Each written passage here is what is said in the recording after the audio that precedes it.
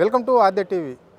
ఇప్పుడు మనం ప్రస్తుతం ఉమెన్ రైట్స్ కమిషన్ దగ్గర హైదరాబాద్లో ఉన్నాము. అంటే ఇక్కడ నుంచి మెదక్ జిల్లాకు సంబంధించిన రైతులు మాత్రం ఇక్కడ రావడం అనేది జరిగింది. పాపన్పేట మండల్ కావచ్చు, టేక్మాల్ మండల్ కావచ్చు, ఇక్కడ హందోల్ సంబంధించి కొల్చారం కావచ్చు, అవేల్ గన్నాపూర్ కావచ్చు, లేదంటే మెదక్ కావచ్చు. అంటే ఈ ఏదైతే మెదక్ జిల్లాకు సంబంధించి ఉన్నారో ఈ రైతాంగం మాత్రం వీడికి రావడం జరిగింది. అంటే ఎందుకంటే ముఖ్యంగా సింగూరు జలాల కింద వీళ్ళు పంటలు పండించే రైతులు కాబట్టి ఇక్కడ సింగూరు వాటర్ రావడం లేదు అని చెప్పేసి కూడా కాంప్లీట్ చేయడానికి వచ్చినట్లే మనకు అనిపిస్తుంది. అంటే వాళ్ళు నిన్న జిల్లా కలెక్టర్ కలిసినామని చెప్తున్నారు, మళ్ళీ అక్కడ స్థానికంగా ఉండే ఎమ్మెల్యేకి కలిసినాం, కానీ ఎవరు కూడా మా సమస్యను పరిష్కరించలేదు కాబట్టి ఇంత దూరం రావాల్సి వచ్చిందని చెప్తున్నారు. వాళ్ళ మాటలు అడిగి తెలుసుకునే ప్రయత్నం మనం చేద్దాం.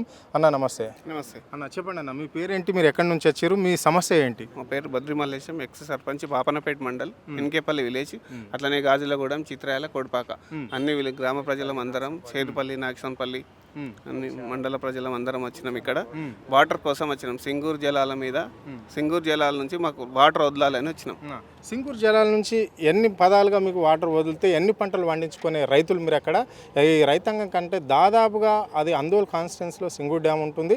అక్కడ నుంచి మీకు వాటర్ వస్తేనే ఇక్కడ పాపన్పేట కావచ్చు, దిగువ ఏ అయితే ఉన్నాయో ఇక్కడ ఈ మండలాలన్నీ టేక్మాల్కి సంబంధించి కావచ్చు, పాపన్పేట సంబంధించి కావచ్చు, మెదకు, కొల్చారం, కౌడుపల్లి, ఇవన్నిటికి కూడా సింగూరు వాటర్ వస్తేనే ప్రధానంగా పంటలు పండే అవకాశం అయితే అక్కడ రైతాంగంకి ఉంటుంది. మరి ఇప్పుడు ఈసారి ఈ ప్రభుత్వం ఏర్పడి నుంచి 2 సంవత్సరాల నుంచి మరి మీకు వాటర్ సోర్స్ ఎట్లా ఉంది, ఎట్లా అందిస్తున్నది గవర్నమెంట్? అసలే వాటర్ వస్తలేవు సార్. ఇప్పుడు సింగూరు డ్యామ్లో వాటర్ ఉన్నాయి, 8 TMs ఉన్నాయి.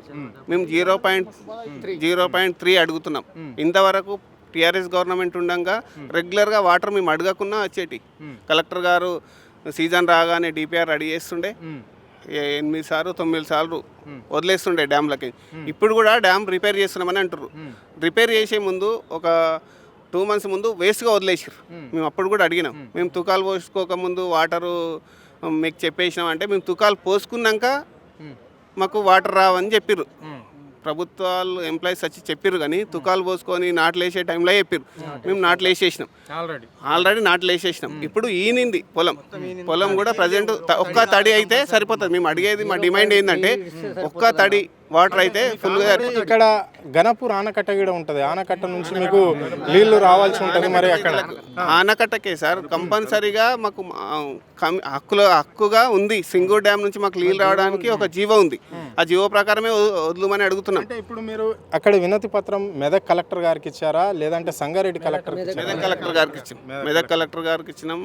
మా సునీత లక్ష్మారెడ్డి, మాజీ ఎమ్మెల్యే నర్సాపూర్ ఉంటారు, 2 times అసెంబ్లీలో కూడా మాట్లాడారు. దీనికి చర్చ కూడా జరిగింది.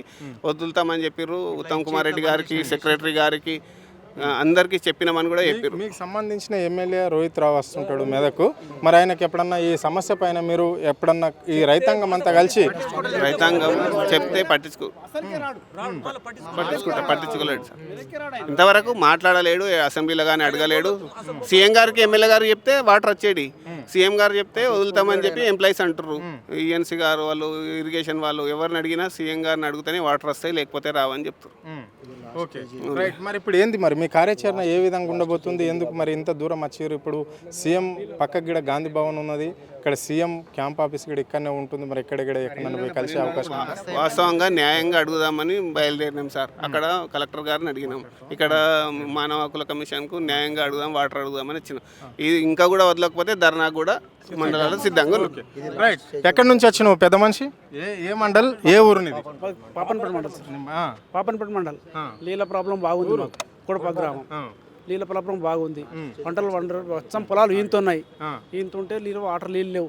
ఏట్లా ఉసికి ఎత్తిపోసి కూడా ఇబ్బందులు పడుతున్నాం. నీళ్ళు వస్తలేవు. ఇప్పుడు 2 తల్లు అయితే మా పొలాలు పండిపోతాయి. అన్ని ఈ నీళ్ళు ఇలా పడ్డాయి, అంత ఎండిపోతున్నాయి. ఈ ఒక్క తాడి దయచేసి ఇడిస్తే మేము బతికిపోతాం, లేదంటే ఆత్మహత్య చేసుకుని చచ్చిపోయే కాలం కూడా మాకు వస్తుంది. అంటే ఈ అన్ని పంటలు వండవలసి ఉండే ఇప్పుడు దాదాపుగా సింగూరు డ్యామ్ కింద ఉన్న ఈ రైతాంగం ప్రతి సంవత్సరం ఎన్ని పంటలు పండిస్తారు? ప్రతి సంవత్సరం 2 సార్లు పండుతాయి సార్. మాకు యాసంగా ఆనకాలం పండుతాయి. ఎప్పుడైనా మాకు అనుకోకుండా నీళ్ళు వస్తాయి. మాకు 6 TMsలో ఉన్న రోజులో కూడా మా మీద గణపూర్ ఆయకట్టు నీళ్ళు వచ్చినాయి. సింగూరులో 6 TMsల నీళ్ళు ఉన్న రోజు మాకు గణపూర్ ఆయకట్టు నీళ్ళు వస్తాయి. అధికారం ఉంది మాకు. అట్లా ఉంది. అవును, రాగి పథకం మీద రుజువు ఉంది. 6 TMsలు వచ్చినాయి. ఈ రోజు ఈ ప్రభుత్వంలో 8 TMsలు ఉన్నాయి, ఇలా రావడం లేదు మాకు.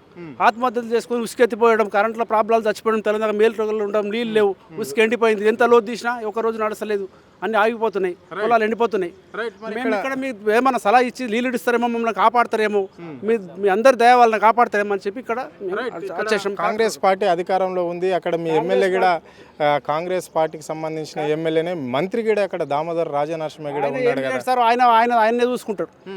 ఇంకోటి ఎట్లా పోనీ సరే పర్వాలేదు, ఆయన చూసుకుంటాడు. రైతుల అవసరం లేదు ఆయన విలేజ్ ఒకటి చక్కగా ఉంటే సరిపోతుంది ఆయనకు. ఇప్పుడు మా ఎమ్మెల్యే కూడా ఏం సంబంధం లేదు, ఆయన గెలవడం ఒక నిదానం, నీళ్ళతో అవసరం లేదు ఆయనకు.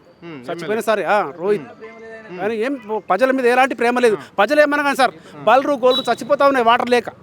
ఇప్పుడు కాదంటే చూసుకోండి, ఏదంటే అది సిద్ధం. మేము మీ ధర్నా కూడా సిద్ధంగా ఉన్నాం, ప్రతిదానికి కూడా సిద్ధంగా ఉన్నాం. Okay, right.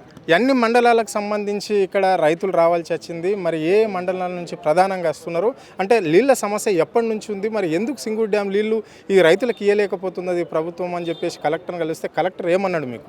కలెక్టర్ గారు మాకు ధర్నా చేసిండ్రు, ఇడిస్తామన్నారు. ఇట్లా ఇడిచినా అడి చేసిర్రు, మొన్న మరి బంద్ చేసిర్రు. వెంటనే మాకు ఇప్పుడు నెక్స్ట్ ఎక్కువ తడి వస్తే మాకు 4 రోజులలో వస్తేనే మా పంటలు 10,000 ఎకరాలు గడ్డకెక్కుతాయి. లేకపోతే మీ పాపనపేట మండలికి 10,000 ఎకరాలు, కొల్చారం పాపనపేట 10,000 ఎకరాలు మొత్తం ఈని నిలబడ్డాయి. ఈ 4 రోజులలో నీళ్ళు వస్తేనే మాకు పంటలు పండుతాయి, లేకపోతే ప్రతి ఒక్క మొత్తం ఎండిపోతాయి. రైట్. ఇప్పటి వరకు ఎంత పెట్టుబడి పెట్టిర్రే మీరు ఈ పంట మీద? ఎకరాకు చూడు దాదాపు 30,000 దాకా ఖర్చు వచ్చింది మాకు. లాస్ట్ ఇప్పుడు తీర టైము ఒక్క తడి వస్తే మాకు సరిపోతుంది, కోసుకుంటే వడ్లు అవుతాయి. ఈ తడి లేకపోతే మాకు మొత్తం ఎండిపోతాయి. ఈ 2 ఏళ్ల నుంచి పరిపాలన ఏ విధంగా ఉంది, ఎట్లా మంచిగా ఉండే? అదే మనకు ఒక్కసారి ఇడిస్తే మాకు సరిపోతాయి. ఒక్కసారి ఇడుమని మేము అందరికి కోరుచున్నాం. మరి ఏంది మరి ఈ రైతు బంధు ముచ్చట ఏంటి? ఏ రైతు బంధు లేకుండా సరే, కానీ ఈ ఉన్న మాకు నీళ్ళు ఇడిస్తేనే చాలు. ఆ రైతు బంధు లేదు, ఏది లేదు. రైతు బంధు రాజీనామా చేసిండు, ఓడిచిపోయింది. మాకు ఇప్పుడు ఒకసారి వస్తే ఈ మాకు పంటలు పండించుకోవడం మాకు ఇదే గొప్ప. ఎన్ని ఎకరాల భూమి ఉంది? నాకు 4 ఎకరాలు ఉంది సార్. 4 ఎకరాలు ఉంది. ఏం పెడతావు నువ్వు వల్ల? వరి పంట. వరి పంటనే మొత్తం వరి పంట. ఇక నీళ్ళు లేవు, మన్సాన్సులు లేవు, రైతు బంధు లేదు. ఈ రాజకీయం వచ్చింది, 4 మార్లు మూడు కలిపింది సార్. 3 బోర్లు నాకు 4 సార్లు మూడు అయిపోయినాయి. కరెంట్ లేదు. కరెంట్ ఇక్కడ కొలుతానుందా? 24 గంటలు ఉంది కరెంట్ అని చెప్పి సార్. 6 గంటలు గతి లేదు. కరెంట్ లేక నిన్న పడ్డ మొక్కలు మొక్కలు కరెంట్ లేదు, ఇది లేదు, బతికేమది. ఇది 2 ఏళ్ళనాడు 10 ఏళ్ళనాడు కన్ను చేస్తే కరెంట్. ఇవాళ ఎక్కడ పోయిందా కరెంట్? మా దగ్గర లేదా కరెంట్? మా కరెంట్ ఎక్కడ పోతుంది? మా కరెంట్ మాకు సప్లై చేయాలి. బిల్లులన్నా కరెక్ట్ కడుతురా? అంటే ఇప్పుడు 200 యూనిట్లు కూడా మాపి అన్నారు, రైతులకు అందరికి వచ్చి ఉండొచ్చు ఇంచుమించు. ఉన్న అన్ని కడుతున్నాం సార్, అచ్చటి కడుతున్నాం సార్. బిల్లు మామూలు నిలబెట్టి మనసులో మా పాన రక్తము అక్కడ కింద దారి పోసుకుంటాం సార్. ఎందుకు బతుకు మాకు? ఇక ఈయన వస్తాం ఇక్కడ, అక్కడ అవసరం లేదు మాకు. ఇందిరమ్మ ప్రభుత్వము రైతే రాజ్యము అని చెప్పేసి రేవంత్ రెడ్డి చెప్తున్నాడు. ఇప్పుడు రైతు బంధు పైసలు పడ్డాయి. యాడి సార్, ఒక్క ఎకరం పడ్డాయి. యాడి పైసలు అదే కేసీఆర్ ఉండగా పైసా పడితే మాకు పెట్టుబడి వచ్చి మా సంసారం, మా పిల్ల బతికినాం. ఇవాళ బతుకులు లేదు. బస్ స్టాండ్ ఆకినిగా బతుకు అయిపోయింది. మా బతుకులు నాడం చేసిండు. మరి అంత పెద్ద ఎమ్మెల్యే గారు అని పోతే ఎమ్మెల్యే గారు మళ్ళీ విరిసి పట్టించుకుంది. మా బతికెందుకు సార్? ఇక అసలు పట్టించుకుని ఆయన మమ్మల్ని కేర్ చేస్తాను లేడు. మరి పోయిన పంట సన్నలకు ఏమన్నా బోనస్ పైసలు కూడా వచ్చినాయా? సగం మంది కాదు, సగం మందికి రానలేవు. సగం మందికి రానలేవు. ముందుగా వచ్చినాయి. బంద్. మొన్న ఎలక్షన్ కోడ్ పడ్డది, మొన్న ఇచ్చిండు, మర్ర బంద్. మళ్ళా బంద్. మళ్ళీ ఇప్పుడు వస్తాయి. మేము చచ్చిపోతాం, ఒడిచిపోతాం బతుకు. అది వరకు ఇక మేము చచ్చిపోతాము. ఆయన తెచ్చిస్తాం, మేము చనిపోతాం. ఆ టైంలో మళ్ళీ రైతు బంధు చేస్తే మేము చచ్చిపోతాం. నీళ్ళు లేవు, మాకు గొర్రె మేకలు చచ్చిపోతాం, మేము చచ్చిపోతాం. ఏం లాభం వాడు? ఎమ్మెల్యే సభ పట్టించుకున్నాడే కాడు. 2 ఏళ్ల నుంచి ఇందిరమ్మ ప్రభుత్వం సంక్షేమం పుష్కలంగా నడుస్తుంది. రైతులకు అన్ని అందిస్తున్నాం.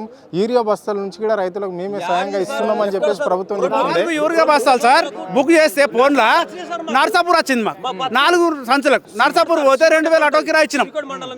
ఎక్కడ తిరగాలి సార్? మరి ఎట్లుండే కేసీఆర్ ప్రభుత్వంలో యూరియా బస్తాలు కావాలంటే ఇట్లా ఫోన్ చేస్తే డ్రైవర్కి ఫోన్ చేస్తే ఊరికే సంచులు ఇంటికాడ దిగినాయి. ఊరికే సంచులకు ఒక ఆటో డ్రైవర్కి ఫోన్ చేస్తే వేసుకొని వచ్చిండు ఆయన. అప్పుడు మన కేసీఆర్ సార్ ప్రభుత్వంలో, ఈ ప్రభుత్వంలో ఆన్లైన్లో ఫోన్లో బుక్ చేయాలి. నాకు గీ ఫోన్ సార్, ఇగో నాకు గీ ఫోను, ఈ ఫోన్ ఆ ఫోన్ కొనుక్కుందామని నాకు శాత కాదు. ఈ ఫోన్ నేను ఎక్కడ బుక్ చేయాలి? ఈ ఫోన్ నేను ఎక్కడ బుక్ చేయాలి? నేను ఏం బాధ కావాలి? ఇవాళ మా ప్రభుత్వం ఇట్లా ఉన్నది, మన కాంగ్రెస్ ప్రభుత్వం ఇట్లా ఉన్నది. ఎమ్మెల్యే పట్టించుకున్నాడు కాదు, మమ్మల్ని కేర్ చేస్తలేడు.